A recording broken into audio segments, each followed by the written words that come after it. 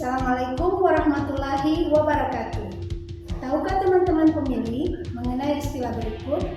Yang pertama, DPT. Kedua, DPK. Ketiga, DPTB.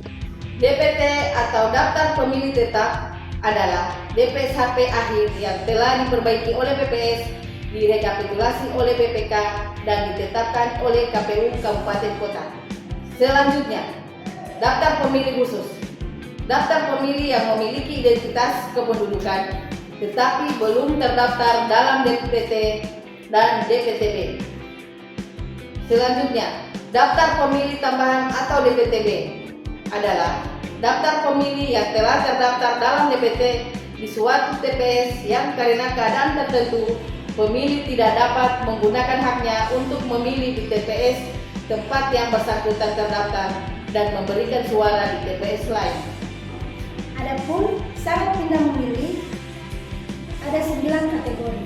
Yang pertama, bertugas di tempat lain. Yang kedua, menjalani rawat inap atau mendampingi pasien rawat inap. Yang ketiga, tertimpa bencana. Yang keempat, menjadi tahanan rutan atau lapas atau menjadi terpidana. Yang kelima, penyandang disabilitas yang dirawat di panti sosial atau panti rehabilitasi. Yang keenam, menjalani rehabilitasi narkoba. Yang ketujuh, bekerja di luar domisili. Kedelapan, menjalani tugas belajar atau menempuh pendidikan menengah atau tinggi. Dan yang terakhir adalah pindah domisili. 9 kategori ini bisa dilayani sampai dengan batas waktu H-30, yaitu pada tanggal 15 Januari 2024. Selanjutnya, ada 4 kategori. Yang pertama, bertugas di tempat lain. Yang kedua, menjalani rawat inap atau sakit. Yang ketiga, tertimpa bencana.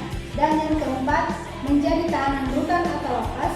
Keempat kategori ini bisa dilayani hingga batas H-7, yaitu pada tanggal 7 Februari 2024. Adapun dokumen alat bukti pendukung alasan pindah memilih diantaranya adalah: yang pertama, untuk yang menjalankan tugas di tempat lain pada saat hari pemungutan suara, dokumen bukti dukungnya adalah berupa surat tugas yang ditandatangani oleh pimpinan instansi atau perusahaan dengan cap basah. Untuk yang menjalani rawat inap di fasilitas pelayanan kesehatan dan keluarga yang mendampingi, dokumen bukti dukungnya adalah berupa surat keterangan riwayat inap dari rumah sakit atau layanan kesehatan dan surat pernyataan pendamping. Selanjutnya, untuk penyandang disabilitas yang menjalani perawatan di panti sosial atau panti rehabilitasi, dokumen bukti dukungnya adalah berupa surat keterangan dari panti sosial atau panti rehabilitasi ditandatangani oleh pimpinan instansi atau perusahaan dengan dicap basah. Selanjutnya, untuk yang menjalani rehabilitasi narkoba, dokumen bukti dukungnya adalah berupa surat keterangan dari pimpinan lembaga rehabilitasi narkoba yang ditandatangani oleh pimpinan dan dicap basah. Untuk yang menjadi tahanan di rumah tahanan atau lembaga permasyarakatan atau terpidana yang sedang menjalani hukuman penjara atau kurungan, dokumen bukti dukungnya adalah berupa surat pernyataan dari Kalapas atau Karutan.